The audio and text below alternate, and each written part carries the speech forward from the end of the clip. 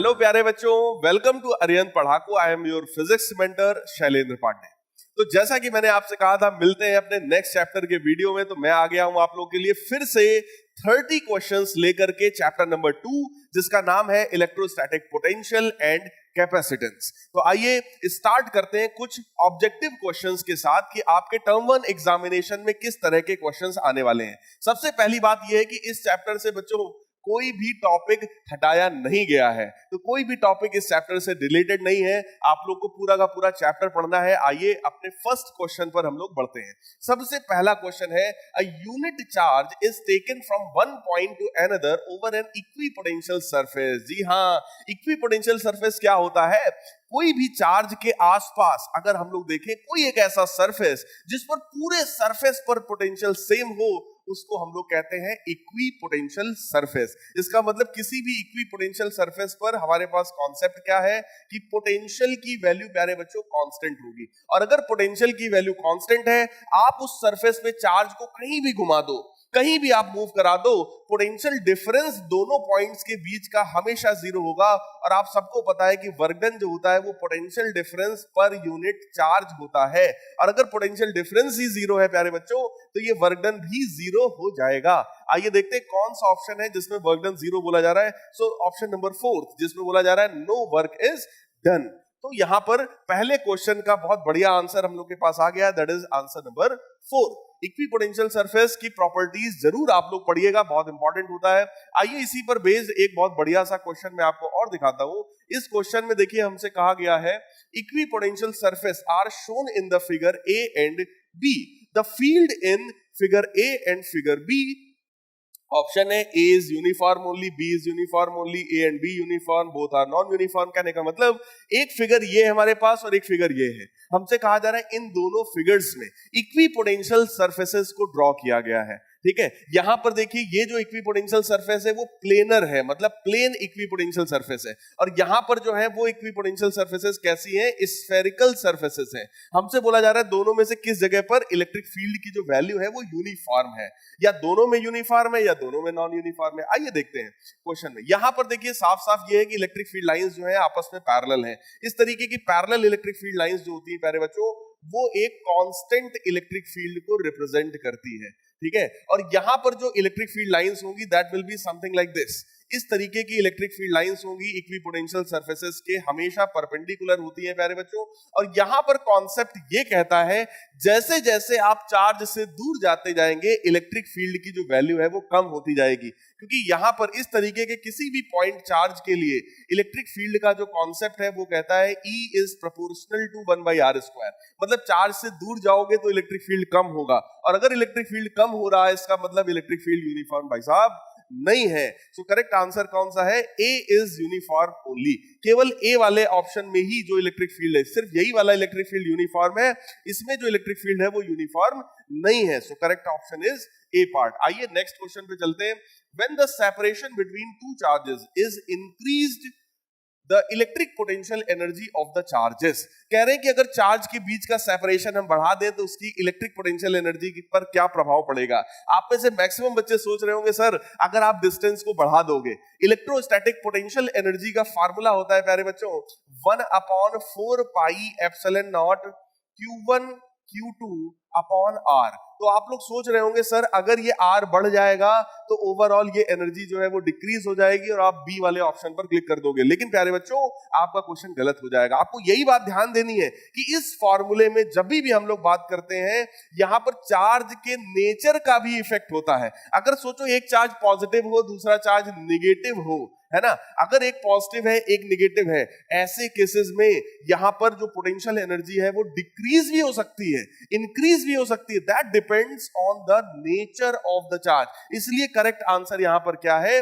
May increase और decrease. For example सोचो अगर दोनों चार्जेस का नेचर जो है बेटा वो अपोजिट है, तो कहने का मतलब ये पोटेंशियल एनर्जी कैसी होगी? निगेटिव होगी। डिस्टेंस को आप भले बढ़ा दो, ठीक, मैग्नीट्यूड कम होगा, लेकिन ये कुछ ऐसी बात हो जाएगी कि -17 जूल एक बार एनर्जी आई और एक बार -15 जूल एनर्जी आई। अब आप लोग खुद ही सोच सकते हो कि अगर आपने ये डिस्टेंस को घटाया तो एनर्जी की वैल्यू बढ़ जाएगी, तो आपको लगेगा ये, लेकिन आप खुद सोचो -15 बड़ा है या -17 बड़ा है? आप खुद सोच सकते हैं। तो आप कहेंगे सर यही वाला बड़ा है, इसका मतलब क्या हुआ, पोटेंशियल एनर्जी की वैल्यू क्या हो गई, डिक्रीज हो गई, है ना। तो कहने का मतलब यही है यहां पर कि ये डिपेंड करता है कि चार्ज का नेचर क्या है। सो इट मे इंक्रीज और डिक्रीज ओनली। अब आइए नेक्स्ट क्वेश्चन पर बढ़ते हैं, क्वेश्चन नंबर 4 पर आते हैं। क्वेश्चन नंबर 4 हमसे कहता है the potential at a point of a pointed conductor. अगर कोई कंडक्टर पॉइंटेड है तो वहां पर पोटेंशियल क्या होगा। बहुत सारे लोगों के मन में आ रहा होगा सर अगर पॉइंटेड है तो वहां ढेर सारा चार्ज होगा। बिल्कुल सही बात है। मैंने आप लोगों को बताया था, प्रीवियस लेक्चर में भी बताया था कि जो सरफेस चार्ज डेंसिटी होती है that is inversely proportional to area, है ना। उस जगह का एरिया अगर कम होगा तो वहां पर चार्ज ज्यादा होता है बेटा, ये बात बिल्कुल सही है। लेकिन पोटेंशियल की वैल्यू कैसी होती है, कांस्टेंट होती है। So that will B same at any other point. Constant potential होता है पूरे कंडक्टर पर, चाहे वो पॉइंटेड हो चाहे जैसा भी उसका रेडियस ऑफ कर्वेचर हो, है ना। तो चार्ज की वैल्यू जो है वो बढ़ेगी but potential will remain constant through out the conductor. तो ये एक कॉन्सेप्चुअल बहुत बढ़िया सा क्वेश्चन था, आपसे पूछा जा सकता है जिसमें बच्चे कंफ्यूज हो सकते हैं। अब आइए नेक्स्ट क्वेश्चन पर आते हैं। If two conducting spheres are separately charged and then brought into contact, दो हमारे पास स्फीयर्स थे, अलग अलग उनको चार्ज किया गया और उनको लाकर कांटेक्ट में हम ले आए। अब total energy of the sphere is conserved. क्या टोटल एनर्जी जो है स्फीयर की वो कंजर्व होगी। तो प्यारे बच्चों दोनों की जो एनर्जी है वो कंजर्व नहीं होगी भाई। इसमें पहले चार्ज मान लीजिए Q1 था, ठीक, कनेक्ट करने के बाद दोनों में क्या होगा, चार्जेस का रीडिस्ट्रीब्यूशन होगा। और अगर चार्जेस का रीडिस्ट्रीब्यूशन होगा तो फाइनल एनर्जी, पहले वाले स्फीयर की जो फाइनल एनर्जी है वो चेंज हो जाएगी, है ना। तो वहां पर ये एनर्जी का जो कंजर्वेशन है वो नहीं लग पाएगा। The total charge on the spheres is conserved. हाँ, ये हम कह सकते हैं कि दोनों स्फीयर्स पर जो टोटल चार्ज है, मतलब Q1 प्लस Q2 की जो वैल्यू है वो कंजर्व हो सकती है ना। Both the total energy and charge is conserve, तो ये पॉइंट गलत हो गया।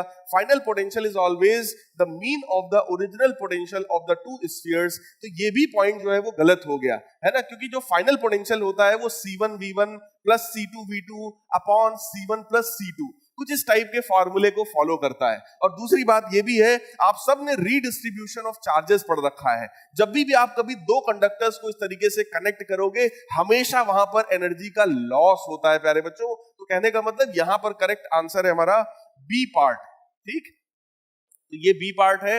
अब आइए नेक्स्ट क्वेश्चन पर हम लोग बढ़ते हैं। नेक्स्ट क्वेश्चन हमारा क्वेश्चन नंबर 6। क्वेश्चन नंबर 6 हमसे कह रहा है on the perpendicular bisector of an electric dipole the electric intensity E and potential VR। अगर कोई डाइपोल है, डाइपोल का मतलब दो इक्वल एंड अपोजिट चार्जेस, यहां पर माइनस Q है यहां पर Q है। इक्वी पोटेंशियल का मतलब होता है, सॉरी, इक्वेटोरियल लाइन का मतलब होता है परपेंडिकुलर बाइसेक्टर। इसका मतलब अगर इस जगह पर कहीं आपसे बात किया जाएगा तो इस जगह पर इलेक्ट्रिक फील्ड और पोटेंशियल का क्या है। तो हम सबको पता है इक्वेटोरियल लाइन पर पोटेंशियल की वैल्यू तो जीरो होती है, पोटेंशियल तो 100% जीरो है, लेकिन यहां पर जो इलेक्ट्रिक फील्ड आती है वो कुछ इस तरफ आती है और वो इलेक्ट्रिक फील्ड हमारी जो है वो जीरो नहीं है। तो हम लोग यहां पर देखेंगे कौन सा आंसर हमारा मैच कर रहा है, पोटेंशियल जीरो हो बट इलेक्ट्रिक फील्ड जीरो ना हो। सो करेक्ट आंसर यहां पर कौन सा होगा, हमारा C part will be the correct answer. अब आइए नेक्स्ट क्वेश्चन की तरफ बढ़ते हैं। नेक्स्ट क्वेश्चन है हमारा क्वेश्चन नंबर 7। अगला क्वेश्चन, क्वेश्चन नंबर 7 देखिए क्या है। नेक्स्ट क्वेश्चन है when the electron approaches a proton, एक इलेक्ट्रॉन प्रोटॉन को अप्रोच कर रहा है, the electrostatic potential energy, electrostatic potential energy के बारे में क्या होगा। सोचो अगर एक इलेक्ट्रॉन है वो प्रोटॉन की तरफ जा रहा है, मतलब दोनों का जो नेचर है प्यारे बच्चों वो कैसा है, दोनों का नेचर डिफरेंट है, एक पे पॉजिटिव चार्ज एक पे नेगेटिव चार्ज। और जब वो अप्रोच करेगा तो वहां पर वही वाली बात आ जाएगी कि जब अप्रोच करेगा डिस्टेंस घटेगा तो हमको लगेगा कि एनर्जी की वैल्यू क्या है, बढ़ रही है, बट साइन अपोजिट है इसलिए ओवरऑल एनर्जी क्या हो जाएगी, डिक्रीज हो जाएगी। यहां पर एनर्जी का फार्मूला होता है, मैंने आपको पहले ही बताया, 1/4πε0 Q1 Q2 upon R।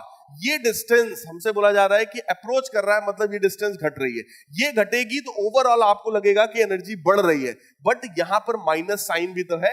Q1 Q2 दोनों का नेचर जस्ट अपोजिट है तो माइनस साइन है, और माइनस साइन होने के बाद अगर कोई नंबर हमारा बढ़ रहा है तो ओवरऑल तो वो नंबर क्या हो गया प्यारे बच्चों, रिड्यूस हो गया ना। तो यहाँ पर करेक्ट आंसर क्या है हमारा, डिक्रीजेस, यानी कि ए पार्ट। ये ऐसे क्वेश्चंस में बच्चे बहुत कंफ्यूज होते हैं, इसलिए मैंने इस पर ये एक क्वेश्चन और रखा। अब आइए नेक्स्ट क्वेश्चन देखते हैं, question number 8। If an earth plate is brought nearly positively charge plate, the potential and capacity of the charge plate.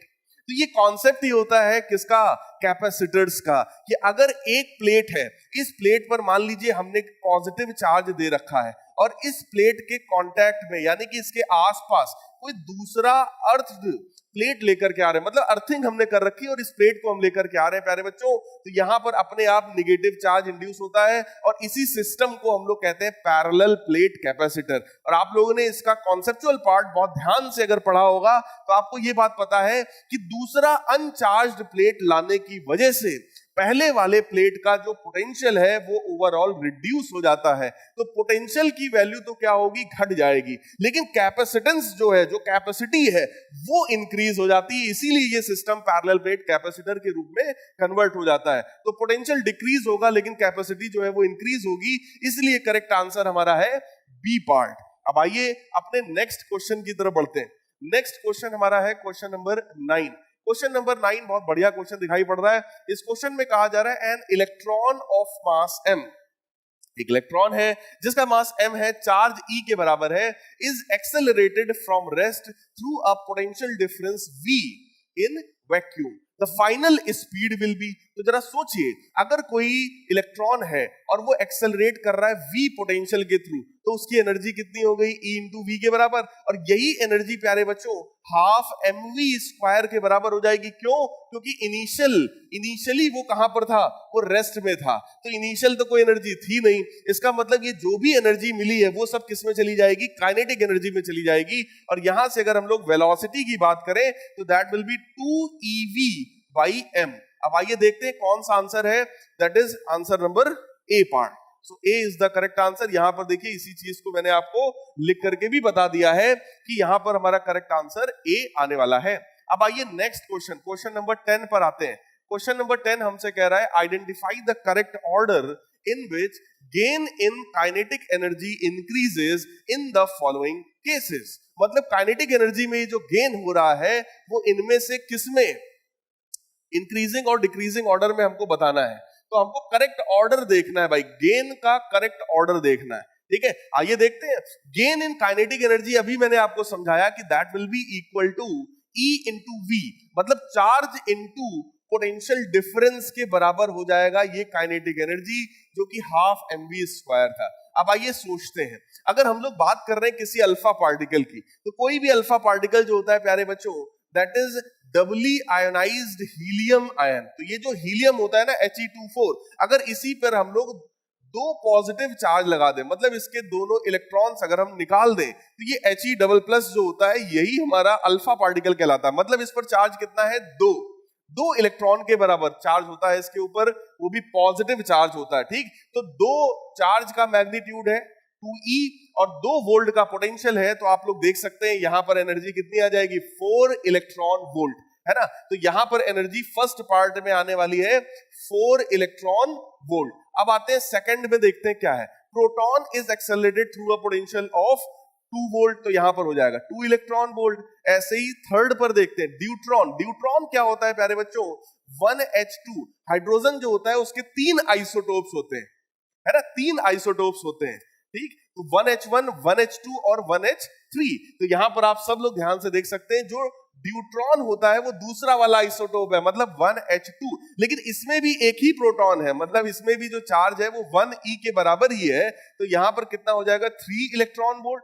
बिल्कुल इसी तरीके से इलेक्ट्रॉन जो होता है, इसमें अगर हम लोग एनर्जी की बात करेंगे, जो डी ऑप्शन है, अगर उसमें हम एनर्जी की बात करेंगे तो इलेक्ट्रॉन पर जो चार्ज है वो E के बराबर है। So this will be 5 electron volt. अब हमको इसी चीज को क्या करना है, सीक्वेंस में रखना है। तो आइए देखते हैं यहां पर सीक्वेंस कौन सा होगा। तो सबसे कम एनर्जी किसमें है, बी वाले में, देन सी वाले में, देन ए वाले में और देन डी वाले में। तो बी सी ए डी इस तरीके का ऑप्शन देखते हैं। तो बी से तो यही वाला शुरू हो रहा है, so B C A D. So correct answer is A part. प्यारे बच्चों, इस तरह के क्वेश्चन में बिल्कुल भी जल्दबाजी मत करिएगा और गलत तो बिल्कुल मत करिएगा, क्योंकि इस तरह के क्वेश्चन देखिए बहुत सिंपल, बहुत आसान क्वेश्चन है ना। लेकिन अगर जरा भी आपने जल्दबाजी की तो क्वेश्चन आपसे गलत हो सकता है। तो यहां पर उन्हीं चीजों का देखिए मैंने एक्सप्लेनेशन आपको दिया है। अब आइए नेक्स्ट क्वेश्चन की तरफ बढ़ते हैं। अगला क्वेश्चन हमारा है क्वेश्चन नंबर 11। क्वेश्चन नंबर 11 हमसे कह रहा है 4 equal charges Q are placed at the 4 corners of square of side A each. Work done in removing a charge minus Q from its center to infinity is. हमसे कहा जा रहा है, देखिए कितना बढ़िया कॉन्सेप्ट पर बेस्ड क्वेश्चन है। इस तरह के क्वेश्चन मीडियम लेवल के होते हैं। क्वेश्चन में लगना कोई एक फॉर्मूला ही है, मतलब एक कॉन्सेप्ट ही लगना है, लेकिन वो कॉन्सेप्ट पता होना चाहिए तभी आप कर पाएंगे यहाँ पर, है ना। हमसे कहा जा रहा है कि एक स्क्वायर है, उसके वर्टेक्स पर कैपिटल Q चार्ज है। ये देखिए वर्टेक्स पर इसके क्या है, कैपिटल Q चार्ज है। ये देखिए कैपिटल Q चार्ज है और इसकी जो साइड है वो स्मॉल a के बराबर है, तो स्मॉल a स्क्वायर की साइड हो गई। हमसे कहा जा रहा है work done in removing a charge minus Q from the centre. इस सेंटर वाली जगह से अगर मैं माइनस Q चार्ज को हटाना चाहता हूं तो मुझे कितना वर्क करना पड़ेगा। प्यारे बच्चों, यहां पर इस जगह पर इस चार्ज की वजह से जो भी इलेक्ट्रिक पोटेंशियल एनर्जी होगी वही उतनी एनर्जी हमें रिक्वायर्ड होगा उसको वहां से हटाने के लिए। अगर इस सिस्टम की इलेक्ट्रोस्टैटिक पोटेंशियल एनर्जी आप यहां पर निकालो, फॉर एग्जांपल अगर वो आए 20 जूल, तो समझ जाइएगा वही 20 जूल रिक्वायर्ड है इसको वहां से हटाने के लिए, क्योंकि इलेक्ट्रिक पोटेंशियल एनर्जी का डेफिनेशन ही यही होता है, the energy required to gather this system. मतलब चार्जेस को गैदर करके ये सिस्टम बनाने के लिए जो एनर्जी रिक्वायर्ड है वही इलेक्ट्रोस्टैटिक पोटेंशियल एनर्जी कहलाती है। तो कहने का मतलब क्या है, यहां पर आप लोग देख सकते हैं कि अगर मैं पोटेंशियल एनर्जी कैलकुलेट करूंगा तो 4 चार्जेस हैं, इसलिए 4 into 1/4πε0 Q1 Q2 upon R। यहां पर आप देख सकते हैं Q1 Q2 यानी कि ये सारे चार्जेस है ना, तो ऐसे 4 पेयर बनेंगे। तो कहने का मतलब सिंपल सा है Q into Q, क्योंकि यहां पर सारे चार्जेस, अगर इन दोनों का पेयर देखें तो Q into Q है ना, तो Q square divided by distance. ये वाला डिस्टेंस कितना होगा, तो ये डिस्टेंस है डायगोनल का हाफ। ठीक, अगर आप यहाँ पे डायगोनल की इसकी लेंथ अगर आप सोचो ये A है ये A है, तो पाइथागोरस थ्योरम से इसकी लेंथ आ जाएगी A√2 और उसमें भी आधा कर दो A√2/2, तो आप लोग खुद सोच सकते हैं वैल्यू कितनी आ जाएगी A/√2। तो ये हमारे पास ये एनर्जी रिक्वायर्ड है। अब आप लोग देख सकते हैं इसी को बस सिंप्लीफाई किया गया, ये √2 ऊपर चला जाएगा, एक 4 से एक 4 जो है वो कैंसिल हो जाएगा, तो ये बन जाएगा √2Q² A। अब आइए देखते हैं ये कौन से आंसर के साथ मैच कर रहा है। तो ये आपका मैच कर रहा है ऑप्शन नंबर 3 के साथ, यानी कि सी ऑप्शन जो है वही इस क्वेश्चन का correct answer. Coming to next question, और अगला क्वेश्चन हमारा है when n identical drops each of potential V collapse to form a bigger drop of potential V1, then which of the option is correct। तो प्यारे बच्चों, इस तरह का क्वेश्चन बोर्ड एग्जामिनेशन में अक्सर आता है, ये बहुत इंपॉर्टेंट क्वेश्चंस में से है। यहां पर बोला जा रहा है n आइडेंटिकल ड्रॉप्स जिनका पोटेंशियल V था, तो जरा सोचो ऐसे छोटे छोटे n ड्रॉप्स हैं जो कि कंबाइन हो रहे हैं, आइडेंटिकल है, सबका अपना रेडियस सेम है, लेट अस सपोज सबका रेडियस है स्मॉल r, और ऐसे कितने ड्रॉप्स हैं n, ये सब कंबाइन होकर के एक बड़ा ड्रॉप बना रहे हैं। लेट अस सपोज उसका जो रेडियस है वो कैपिटल R के बराबर है। हमसे कहा जा रहा है इसका पोटेंशियल, अगर इसका पोटेंशियल V था, V की वैल्यू कितनी होगी प्यारे बच्चों, 1/4πε0 Q/R। अगर एक ड्रॉप में Q चार्ज है तो Q/R हो जाएगा। अब यहां पर हमें देखना है कि यहां पर टोटल चार्ज कितना है, तो भाई टोटल चार्ज जो होगा that will B n times Q, क्योंकि ऐसे n ड्रॉप्स जो है वो कंबाइन हुए हैं। और ऐसे ही यहां पर हमको रेडियस की रिक्वायरमेंट है। रेडियस आप कैसे निकालोगे, देखो आप कहोगे sir n times initial volume, तो इनिशियल वॉल्यूम कितना है एक ड्रॉप का, दैट इज 4/3πr³। ऐसे n ड्रॉप्स कंबाइन हुए हैं तो टोटल वॉल्यूम जो है वो 4/3π कैपिटल R³ के बराबर होगा। 4/3π से 4/3π हुआ कैंसिल, R की वैल्यू हमारे पास आ गई n⁻⁴ टाइम्स स्मॉल r, है ना। ये रेडियस हो गया बड़े वाले ड्रॉप का, मतलब इसका रेडियस हमको मिल चुका है, तो रेडियस की वैल्यू हमने यहां पे रख दी 1/3 टाइम्स स्मॉल r। अब जरा सोचो अगर मुझे पोटेंशियल निकालना है प्यारे बच्चों, तो पोटेंशियल की वैल्यू यहां पर क्या होगी, that will be V' is equal to 1/4πε0। Charge कितना है n times Q divided by distance, यानी कि रेडियस कितना है n⁻⁴ टाइम्स r। तो आप लोग देख सकते हैं n अपॉन n की पावर 1/3 है, ये वाला ऊपर जाएगा n की पावर 1/3, तो क्या बनेगा n की पावर 2/3, है ना। तो ये अल्टीमेटली आपका बन जाएगा n की पावर 2/3 टाइम्स इनिशियल पोटेंशियल, क्योंकि आप देख सकते हैं 1/4 Q by R, ये क्या है हमारा, ये इनिशियल पोटेंशियल है। तो आइए देखते हैं यहां पर पोटेंशियल में कौन सा यहां पर मैच कर रहा है ऑप्शन हमारा, जिसमें भी n की पावर 2/3 आ रहा हो, n की पावर 2/3, तो ये रहा हमारा ऑप्शन नंबर 2 में। सो करेक्ट आंसर है यहां पर हमारा ऑप्शन नंबर 2। अब देखिए यहां पर हमसे क्या कहा जा रहा है, तो एक तो ये हो गया V1 प्रोपोर्शन। अब यहां पर जो ऑप्शंस हैं, हमें ऑप्शंस भी देखने भाई, ऑप्शंस में A and C correct, A and D correct, B and C, B and D, इसका मतलब कोई दो ऑप्शन यहां पर करेक्ट है, तो हमें थोड़ा सा और भी देखना पड़ेगा। This volume is proportional to initial, sorry this potential is proportional to initial potential also. इसका मतलब क्या हुआ, एक ऑप्शन और करेक्ट है भाई साहब, कौन सा, V1 is proportional to V, क्योंकि दोनों फार्मूले में आ रहा है बेटा। तो अब जरा सोचो B और D ये दोनों करेक्ट है, तो B और D अगर करेक्ट है तो करेक्ट आंसर कौन सा हो गया यहाँ पर, D पार्ट, D हमारा यहाँ पर करेक्ट आंसर है। अब आइए देखते हैं, इसी चीज को मैंने यहाँ पर आप लोग के लिए एक्सप्लेन करके बताया है, और करेक्ट आंसर हमारा D part. Coming to next question, अगला क्वेश्चन है क्वेश्चन नंबर 13, ये असर्शन रीजन टाइप का क्वेश्चन है। यहाँ पर स्टेटमेंट नंबर 1 हमसे बोला जा रहा है, when a proton with certain energy moves from low potential to high potential, कह रहे एक प्रोटॉन है जिसकी अपनी कुछ एनर्जी है और वो लो पोटेंशियल से हाई पोटेंशियल में जा रहा है, then it's kinetic energy decreases, उसकी काइनेटिक एनर्जी डिक्रीज हो रही है। अब ये सोचने वाली बात है, अगर एक प्रोटॉन है बेटा, तो प्रोटॉन हमेशा हाई पोटेंशियल से लो पोटेंशियल की तरफ जाता है, लेकिन यहां पर क्वेश्चन में क्या बोल रहा है, क्वेश्चन में कह रहा है लो पोटेंशियल से हाई जा रहा है। इसका मतलब क्या हुआ कि ये जो प्रोटॉन है, ये प्रोटॉन इलेक्ट्रिक फील्ड के जस्ट अपोजिट डायरेक्शन में जा रहा है, क्योंकि इलेक्ट्रिक फील्ड तो हमेशा हाई पोटेंशियल से लो में क्रिएट होती है ना, इलेक्ट्रिक फील्ड हाई से लो में होगी, और ये प्रोटॉन अपोजिट जा रहा है लो पोटेंशियल से हाई, इसका मतलब ये डिसेलरेटेड मोशन में है, क्योंकि फील्ड के अपोजिट जाएगा तो जो फोर्स लगेगा वो तो फील्ड की डायरेक्शन में लगेगा, QE फोर्स। तो कहने का मतलब यहां पर क्या होगा, डिसेलरेशन क्रिएट होगा,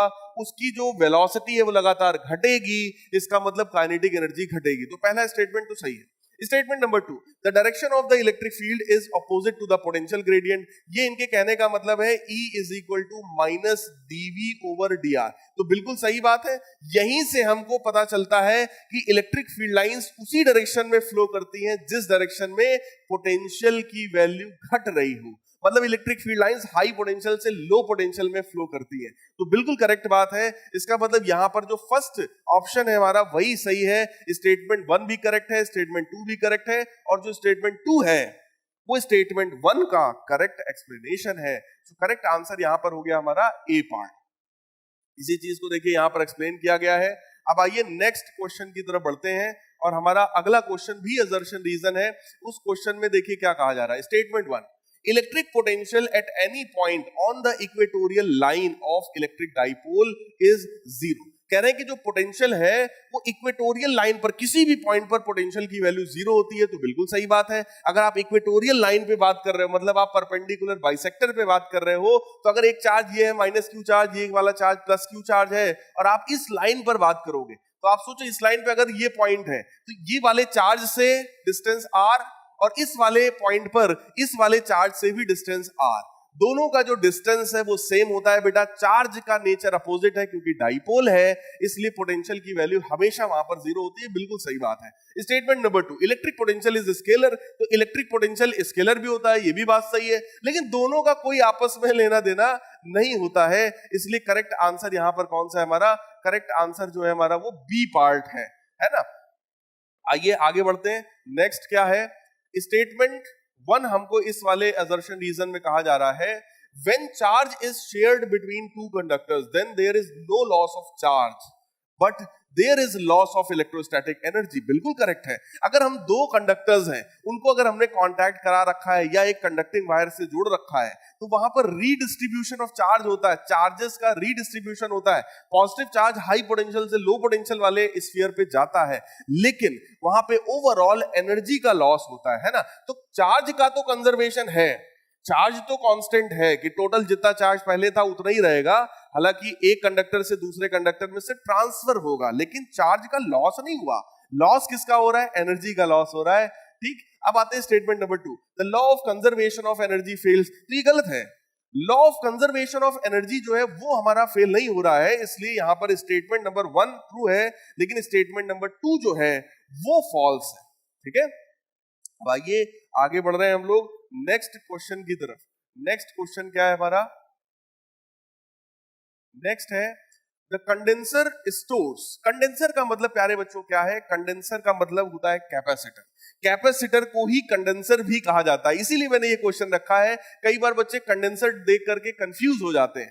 तो condenser stores charge, energy, both, none. ऐसे क्वेश्चंस को बहुत ध्यान से सोचना चाहिए। वैसे तो बड़ा सिंपल है, मैक्सिमम बच्चों को लगता है कि सर अगर वो कैपेसिटर है तो दैट स्टोर्स चार्ज, है ना, या फिर दैट स्टोर्स एनर्जी। लेकिन प्यारे बच्चों यहां पर आंसर है बोथ, क्योंकि कैपेसिटर का नेचर होता है कि चार्ज तो स्टोर कर ही रहा है, लेकिन प्लेट्स के बीच का ये जो एरिया है यहां पर इलेक्ट्रिक फील्ड क्रिएट होती है, जिसमें इलेक्ट्रिकल एनर्जी स्टोर होती है। कहने का मतलब यहां पर चार्ज और एनर्जी दोनों ही स्टोर हो रही है। ये कंडेंसर यानी कैपेसिटर का नेचर होता है। Question number 17। क्वेश्चन नंबर 17 है a condenser is charged by connecting to a battery. आपने एक बैटरी से जोड़ा और उस कैपेसिटर को चार्ज किया, and then battery is disconnected. Battery को अब आपने क्या किया है? बैटरी को आपने हटा दिया है।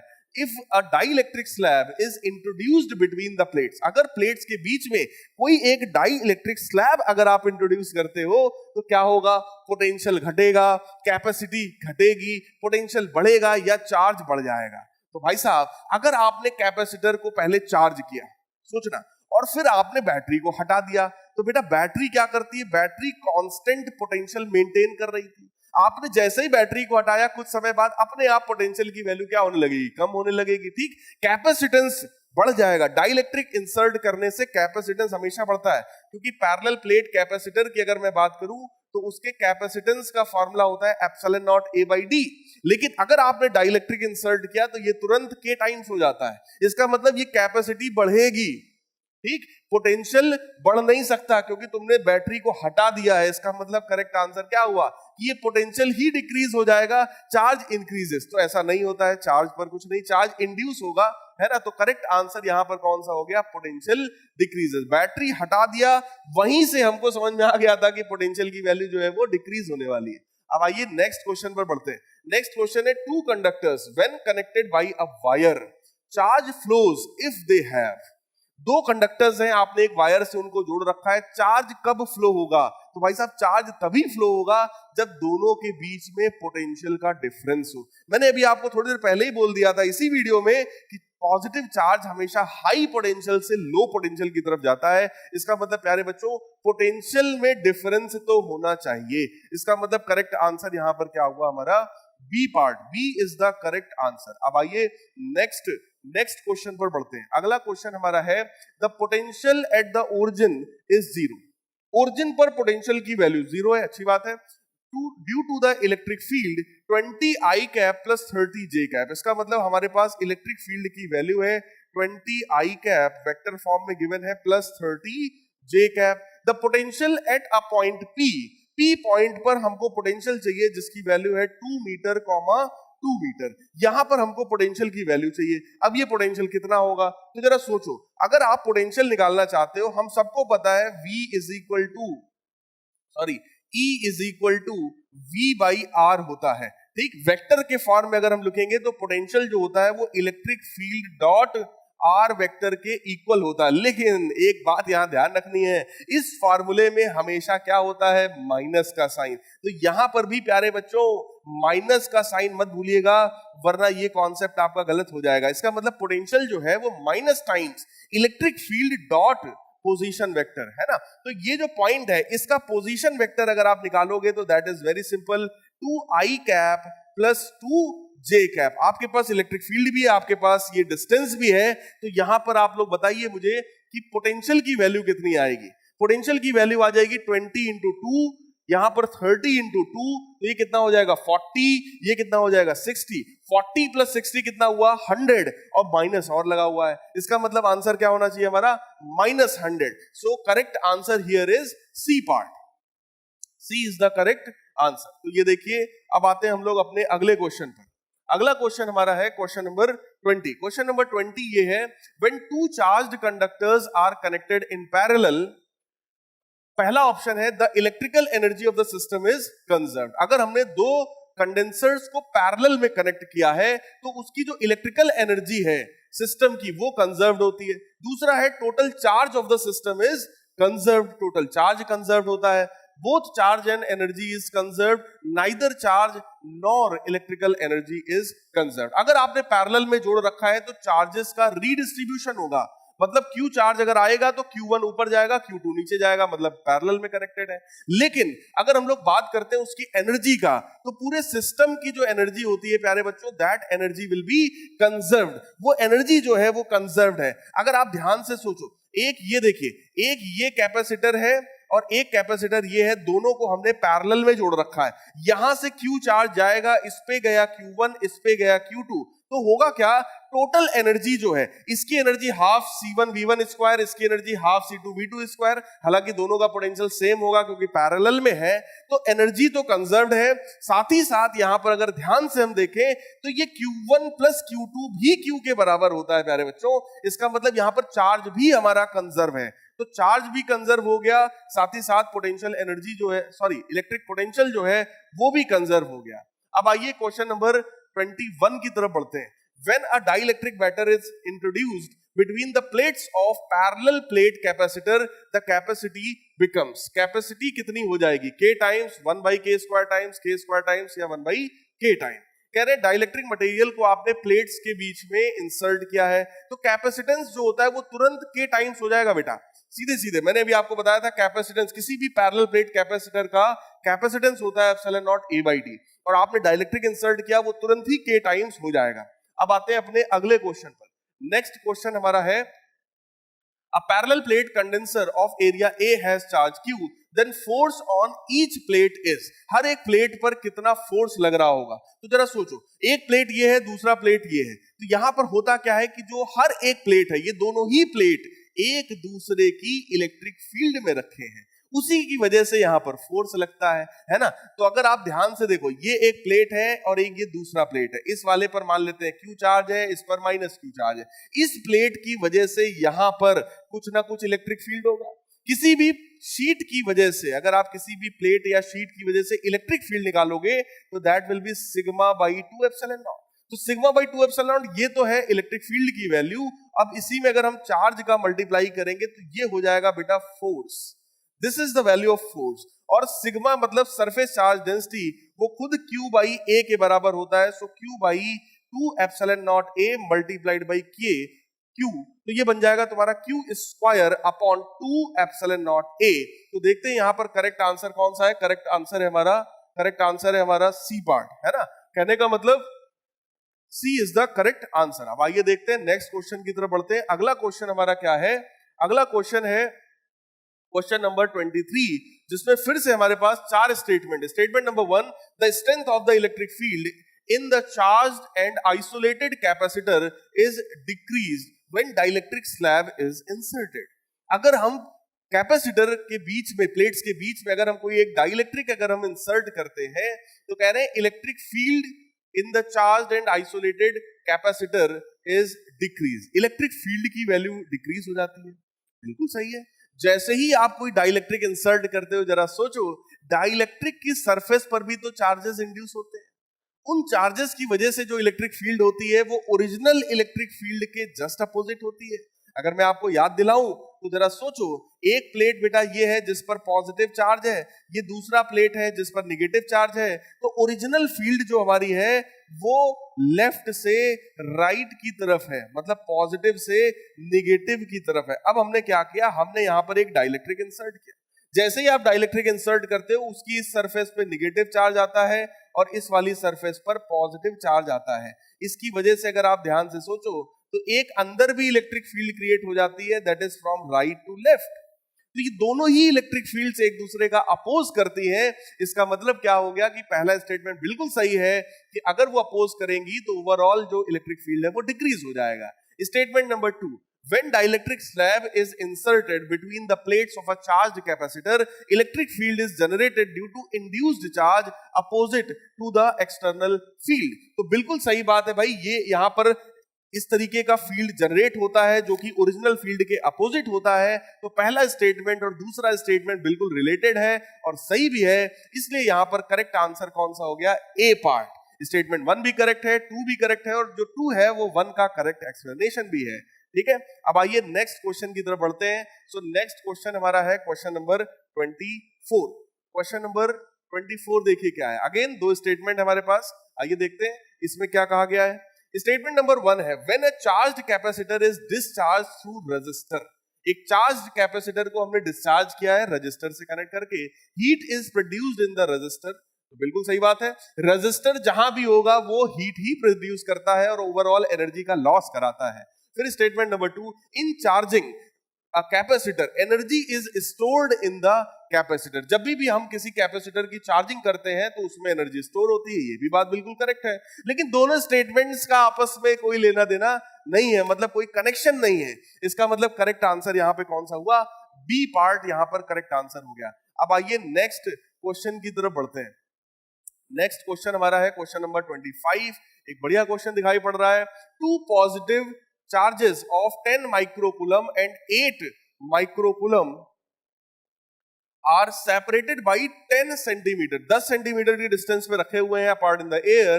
The work to be done to decrease the distance by 4 centimetre. अब ये 2 चार्जेस हैं, 10 सेंटीमीटर की डिस्टेंस में रखे हैं। हमसे कह रहे हैं कि अगर उस डिस्टेंस को हम 4 सेंटीमीटर कम करना चाहें, अगर आप 4 सेंटीमीटर उसको कम करेंगे तो डिस्टेंस कितना बचेगा, 6 सेंटीमीटर, है ना। तो यही चीज यहां क्वेश्चन में हमसे कहा जा रहा है कि कितना वर्क हमें करना पड़ेगा। तो जो टोटल वर्क डन होता है that is equal to total change in the electric potential energy. तो आप सोचो सिस्टम की इलेक्ट्रिक पोटेंशियल एनर्जी की अगर मैं बात करूं तो 1/4 pi epsilon not Q1 Q2, ये दोनों टर्म्स तो कांस्टेंट होंगे, बाहर आ जाएंगे। अंदर क्या बचेगा, 1/R2। फाइनल डिस्टेंस जरा सोचो उनके बीच का कितना है, तो बेटा 10 सेंटीमीटर था, 4 आपने कम किया, कितना बचा फाइनल डिस्टेंस, 6 सेंटीमीटर। सेंटीमीटर का मतलब वो ऊपर जाएगा, मीटर में कन्वर्ट हो जाएगा, that will be 6/100 metre. Minus, है ना, फाइनल माइनस इनिशियल। इनिशियल कितना था distance, that is 100/10। 10 centimetre initial था और बाद में कितना हो गया, 6। तो हमने बस चेंज इन पोटेंशियल एनर्जी निकाल लिया। इसी को हम लोग जैसे ही सिंप्लीफाई करेंगे तो आप लोग देख सकते हो 1/4 पाई एप्सिलॉन नॉट की वैल्यू, सब लोग ध्यान से देखिए, 1/4 पाई एप्सिलॉन नॉट जो है इसकी वैल्यू कितनी होती है, 9 × 10⁹9। Q1 Q2, तो पहला चार्ज ये 10 माइक्रोकूलम और दूसरा है 8 माइक्रोकूलम, तो कितना हो जाएगा 10 × 8। और माइक्रोकूलम का मतलब 10⁻⁻6, इसका भी 10⁻⁻6, इसका भी 10⁻⁻6, मल्टीप्लाई करोगे 10⁻⁻12 हो जाएगा, डिवाइडेड बाई यहाँ पर ये डिस्टेंस लिखा हुआ है ना। तो डिस्टेंस के बारे में देखते हैं, फाइनल माइनस इनिशियल, तो 1/6। अभी मैंने जिसको लिखा था ना 6/100, है ना, 100 से डिवाइड करेंगे ना, सेंटीमीटर में है, मीटर में कन्वर्ट करोगे तो आप 100 से डिवाइड करेंगे। मैंने वो 100 ऊपर लिख दिया था और इस प्रेजेंटेशन में मैंने उसी को नीचे लिखा है, तो 100 को हम 10⁻⁻2 भी लिख सकते हैं। तो वो वही चीज है, आप उसको सॉल्व करोगे तो वैल्यू आएगा 5.76। सो करेक्ट आंसर यहां पर कौन सा हुआ, दैट इज बी पार्ट। अब आइए नेक्स्ट क्वेश्चन की तरफ बढ़ते हैं। अगला क्वेश्चन हमारा है, a ball of mass 5 gram and charge 10⁻⁻7 moves from point A whose potential is 500 volt to point B whose potential is 0।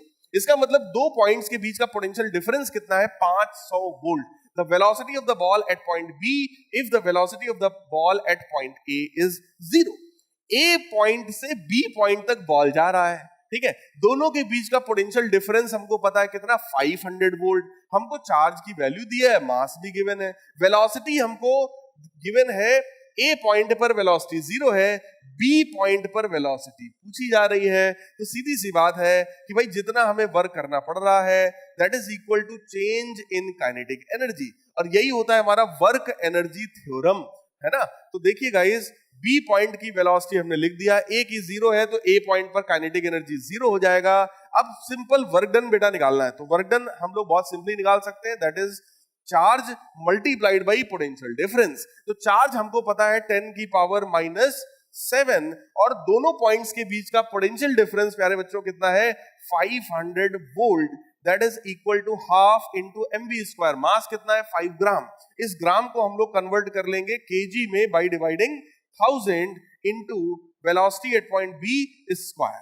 जैसे ही इसको हम लोग सॉल्व करेंगे प्यारे बच्चों, ये देखिए हमारा आंसर आएगा 0.1414। सो करेक्ट आंसर हमारा कौन सा हो गया, that is B part. So B is the correct answer. यहां पे हमने कौन सा थ्योरम लगाया है, work energy theorem. Work energy theorem क्या कहता है, the net work done by all type of forces will be equal to change in the kinetic energy of the system.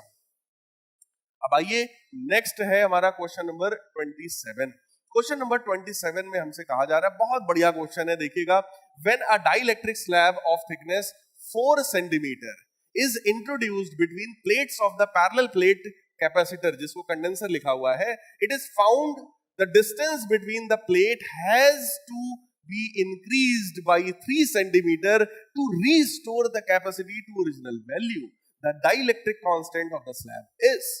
अरे बच्चों, यहां पर यह कहा जा रहा है कि अगर हम किसी पैरेलल प्लेट कैपेसिटर के बीच में 4 सेंटीमीटर थिकनेस का कोई डाइइलेक्ट्रिक हम इंसर्ट करने वाले हैं प्यारे बच्चों, तो जरा सोचो, अगर आपने कोई ऐसा डाइइलेक्ट्रिक इंसर्ट किया है जिसका थिकनेस आपको पता है, तो सबसे पहली बात, कैपेसिटेंस का फॉर्मूला होता है epsilon not a upon D minus T plus T by के।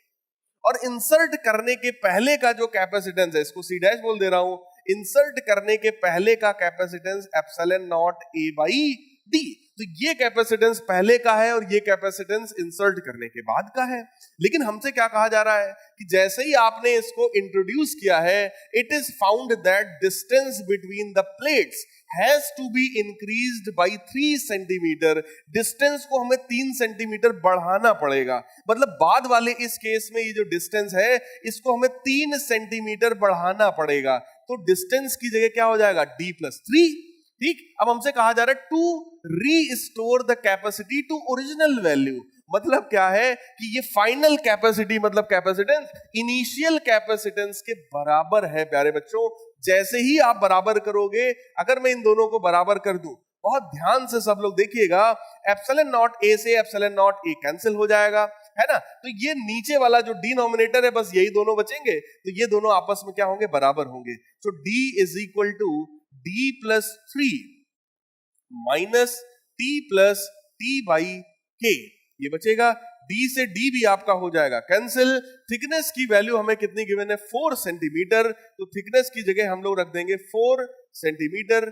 बिल्कुल इसी तरीके से यहां भी हम रख देंगे 4। तो आप लोग देख सकते हैं ये 4/k इधर कैसा था, प्लस का था, और यहां पर सॉल्व होकर के कितना आ जाएगा, 3 - 4 मतलब -1 इज इक्वल टू 0। तो यहां से k की वैल्यू मुझे साफ साफ दिखाई पड़ रही है, k की वैल्यू कितनी होगी, 4। सो करेक्ट आंसर इज 4। यहां पर करेक्ट आंसर जो है वो कितना हो जाएगा प्यारे बच्चों, that will be equal to 4। So B is the correct option. हालांकि यहां पर ये दो ऑप्शन सेम दिख रहे हैं, तो इसको आप लोग 1/3 मान सकते हो, बट वैसे भी वो करेक्ट है नहीं, है ना। चलिए अगले क्वेश्चन की तरफ हम लोग देखते हैं। नेक्स्ट क्वेश्चन हमारा है क्वेश्चन नंबर 28। क्वेश्चन नंबर 28 कहता है, two capacitors of capacities and are connected in series 3 microfarad and 6 microfarad. मतलब दो कैपेसिटर्स हैं जिनका कैपेसिटेंस हमको पता है, इन दोनों को हमने सीरीज में कनेक्ट कर रखा है, और ऐसा कनेक्ट करके रखा है, potential difference across 3 microfarad is V0। तो आइए बनाते हैं इस सर्किट को। ये है आपका 3 माइक्रोफैरड और दूसरा वाला है हमारा 6 माइक्रोफैरड। हमने इसको सीरीज में कनेक्ट कर रखा है, कनेक्टेड टू 120 वोल्ट। इसका मतलब यहां पर जो कनेक्शन है वो बैटरी 120 वोल्ट की है। पोटेंशियल डिफरेंस अक्रॉस 3 माइक्रोफैरड, इसके अक्रॉस का पोटेंशियल डिफरेंस हमसे बोला जा रहा है V0 है। Charge here is Q0, then we have, इनमें से कौन सा ऑप्शन जो है वो करेक्ट है। सबसे पहली बात यह कि अगर दो कैपेसिटर्स को आपने सीरीज में कनेक्ट करके रखा है, तो कैपेसिटेंस का फार्मूला क्या होता है प्यारे बच्चों, इक्विवेलेंट कैपेसिटेंस अगर आप निकालोगे दैट विल बी 1/3 प्लस 1/6। अगर मैं इसको सॉल्व करूंगा तो ये वैल्यू आपकी बन जाने वाली है 6 + 3 यानी कि 9 divided by 18, so that is 1/2। इसका मतलब कैपेसिटेंस कितना आ गया, 2 माइक्रोफैरेड। तो 2 माइक्रोफैरेड का कैपेसिटेंस हो गया और हमारे पास पोटेंशियल की वैल्यू है 120 वोल्ट। Q बराबर होता है CV, तो ये तुम्हारा बन जाएगा 20 micro farad multiplied by 120 volt, तो ये आपका बन जाएगा 240 माइक्रोकूलम। 240 माइक्रोकूलम ये चार्ज की वैल्यू हो गई। अब हमारे पास अगर चार्ज हमको पता है और हमसे कहा जा रहा है इसका पोटेंशियल बताओ, इसका पोटेंशियल। अब सोचो अगर ये दोनों सीरीज में है प्यारे बच्चों, तो जो नेट चार्ज होगा वही तो दोनों में चार्ज होगा। सीरीज में चार्ज की वैल्यू हमेशा क्या होती है, सेम होती है। तो इसमें भी 240 कूलम का चार्ज माइक्रोकूलम का और इसमें भी 240 माइक्रोकूलम का। तो कहने का मतलब क्या है कि अगर आप यहां पर इस चीज को अप्लाई करते हो फॉर्मूले को, तो वो क्या बन जाएगा हमारा Q is equal to CV, है ना। जैसे ही आप Q is equal to CV लगाओगे, चार्ज की वैल्यू हो गई थी कितनी, 240 माइक्रोकूलम। कैपेसिटेंस जिसकी बात हम कर रहे हैं that is 3 microfarad multiplied by potential उसका है V0। तो आप लोग देख सकते हैं ये यहाँ पे कैंसिल हो जाएगा और V0 की वैल्यू आ जाएगी 240 divided by 3। So 240 divided by 3 कितना आ जाएगा, 80 वोल्ट। सो करेक्ट आंसर कौन सा हो गया यहाँ पर, C part, C is the correct answer. देखिए इसी चीज को सॉल्व करके यहाँ निकाला गया है और करेक्ट वैल्यू हमारी आ गई है 80 कूलम। अब आते हैं second last question, question number 29। बहुत बढ़िया क्वेश्चन है। इस तरह के क्वेश्चंस आपसे अक्सर पूछे जाते हैं बोर्ड एग्जामिनेशन में। देखिए क्या कहा गया है, a parallel plate capacitor with plate area A and separation D is filled with two dielectrics of dielectric constant K1 and K2। ये दो प्लेट्स हैं, प्लेट्स के बीच में दो डाइलेक्ट्रिक को फिल किया गया है, K1 और K2 कांस्टेंट है। If the permittivity of the free space is epsilon not, the capacitance of the capacitor. तो प्यारे बच्चों अगर आप देखो पहला प्लेट ये है, दूसरा प्लेट ये है, जब आप इधर से ऐसे देखोगे इस पॉइंट और इस पॉइंट के बीच में अगर आप कैपेसिटेंस निकालने की कोशिश कर रहे हो, तो ये और ये दो अलग अलग कैपेसिटर्स की तरह बिहेव करेंगे। ये पहला कैपेसिटर है और ये दूसरा कैपेसिटर है, और ये दोनों किस में कनेक्टेड है, ये दोनों पैरेलल में कनेक्टेड है। जी हाँ, बस यही कॉन्सेप्ट होता है। जब आप इधर से देखोगे तो ये और ये दो अलग अलग तरह के कैपेसिटर्स हैं। कहने का मतलब ये जो सर्किट है, ये सर्किट कुछ ऐसा है, देखिए ये सर्किट कुछ ऐसा है इस तरीके का। यहां पर डाइलेक्ट्रिक कांस्टेंट कितना है, K1, और यहां पर डाइलेक्ट्रिक कांस्टेंट कितना है, K2। दोनों कनेक्टेड है पैरेलल में। लेकिन सोचने वाली एक बात और है, अगर टोटल प्लेट का एरिया A है तो यहां पर भी एरिया आधा हो गया और यहां पर भी एरिया आधा हो गया, क्योंकि देखिए आधा प्लेट ये है, आधा प्लेट ये है। बट ये वाला जो डिस्टेंस है वो इसमें भी D है प्यारे बच्चों, और इसमें भी D है ना। तो इस तरीके से अगर आप सॉल्व करते हो तो इसका कैपेसिटेंस आप देखिए कितना आएगा, K1 एप्सिलॉन नॉट A, तो बन जाएगा A/2 D, है ना। ये इसका कैपेसिटेंस हो गया दैट इज C1, और इसका जो कैपेसिटेंस हो गया वो कितना हो जाएगा, एप्सिलॉन नॉट A इसका K2 अपॉन 2D। और क्योंकि पैरेलल में है, पैरेलल में जब आप सॉल्व करोगे तो पैरेलल में फार्मूला क्या होता है हमारे पास, C is equal to C1 plus C2। तो सिंपली ये दोनों कैपेसिटेंसेस जो है वो ऐड हो जाएंगे और ये सब कुछ सेम है, तो बन जाएगा K1 plus K2 times epsilon not A by 2D। तो आइए देखते हैं कौन सा ऐसा ऑप्शन है, K1 plus K2 times epsilon not A by 2D। तो ये करेक्ट आंसर हमें दिख रहा है, that is the correct C part. तो C ही यहाँ पर हमारा करेक्ट आंसर है। इसी चीज को देखिए यहाँ बताया गया, कैपेसिटेंस आप निकालोगे K1 epsilon not A by 2D। Similarly आप C2 निकालोगे, पैरेलल में कनेक्टेड है, आप फॉर्मूला लगा देंगे, आपका आंसर आ जाएगा। कमिंग टू लास्ट क्वेश्चन, इस तरह के क्वेश्चंस भी अक्सर जो है वो आपसे बोर्ड एग्जामिनेशन में पूछ दिए जाते हैं। 5 condensers are connected as shown in the figure. The effective capacitance between A and B is, A और B के बीच का effective capacitance प्यारे बच्चों बताना है। देखो ऐसे क्वेश्चंस को कैसे सॉल्व करोगे आप, देखिए ध्यान से देखिए, ये और ये दोनों कैपेसिटर्स जो है ये दोनों आपस में कैसे हो जाएंगे, they are connected in series. कैसे पता चला, सीरीज का मतलब होता है अगर मान लीजिए यहां से कोई चार्ज Q आ रहा है, ठीक, तो इस जगह पर चार्ज कुछ Q1 जाएगा और नीचे की तरफ चार्ज कुछ Q2 जाएगा। प्यारे बच्चों अगर इन दोनों कैपेसिटर्स में सेम चार्ज जा रहा है तो ये दोनों सीरीज में है। ठीक, बिल्कुल ऐसे ही यहां पर इन दोनों में भी सेम चार्ज आ रहा है, तो ये दोनों भी सीरीज में है। ठीक, अब ये सीरीज और ये वाला सीरीज आपस में कैसा है, पैरेलल में है, और जो आएगा वो इस वाले 2 माइक्रोफैरड के साथ किसमें है, सीरीज में है। तो आइए इस क्वेश्चन को सॉल्व करते हैं। ये दोनों आपस में सीरीज में है। सीरीज का फॉर्मूला होता है 1/c is equal to 1/1 plus 1/8। यहां से अगर हम लोग सॉल्व करेंगे तो c की वैल्यू आ जाएगी आपकी 8/9 माइक्रोफैरड। बिल्कुल इसी तरीके से इन दोनों को अगर मैं सॉल्व करूंगा तो ये तुम्हारा बन जाएगा 1/c is equal to 1/8 plus 1/4। तो ये आपका आ जाएगा c की वैल्यू यहां पर 32 डिवाइडेड बाई 12 माइक्रोफैरड। इसको हम लोग थोड़ा सा सिंप्लीफाई भी कर सकते हैं, तो बन जाएगा 16/6 यानी कि 8/3, दैट इज 8/3 माइक्रोफैरड। तो इसका हमको पता है 8/9 माइक्रोफैरड, इसका हमको पता है 8/3 माइक्रोफैरड, और ये दोनों किसमें है प्यारे बच्चों, पैरेलल में है। पैरेलल का फार्मूला हम लोग लगाएंगे तो ये बन जाएगा c is equal to C1 plus C2। इसको C1 मान लेते हैं, इसको C2 मान लेते हैं। दोनों को अगर हम लोग ऐड कर देंगे तो फाइनल ये वैल्यू कितनी बन जाएगी, 8/9 प्लस 8/3। तो ये आपका एलसीएम आ जाएगा 9, दिस विल बिकम 8 प्लस 24, तो ये आपका आ जाएगा 32/9 माइक्रोफैरड। ये आया इस पूरे का। अब इस पूरे के साथ ये जो 2 माइक्रोफैरड है ये भी किसमें है, this is also in series. ठीक है, इस पूरे की जगह आएगा 32/9, वो इसके साथ सीरीज में है। सीरीज का आप फिर से फॉर्मूला लगाओगे तो बन जाएगा 1/c इज इक्वल टू 1/32/9, तो वो 9 चला जाएगा आपका ऊपर, प्लस 1/2। इसको हम लोग सॉल्व करेंगे तो आएगा 1/c is equal to, LCM आ जाएगा आपका 32, दैट इज 9 प्लस बन जाएगा 16, तो 9 प्लस 16 हो गया आपका 25, 25/32। इसका मतलब उल्टा करोगे जब तो c की वैल्यू कितनी आएगी, 32/25। तो 32/25 that is the correct option, B part, है ना। तो इस तरीके से हम लोग इस टाइप के क्वेश्चंस को प्यारे बच्चों सॉल्व करते हैं। तो ये देखिए, इसका मैंने सोल्यूशन भी आपके लिए लिख दिया है कि ये सीरीज में है इसलिए इफेक्टिव हमने निकाला, फिर ये दोनों सीरीज में है इसका इफेक्टिव निकाला, बट ये दोनों आपस में किसमें थे, पैरेलल में थे, तो हमने उसका इफेक्टिव निकाला, और फाइनली 32/9 और 2 आपस में किसमें था, सीरीज में, तो हमने उसको सॉल्व करके निकाला।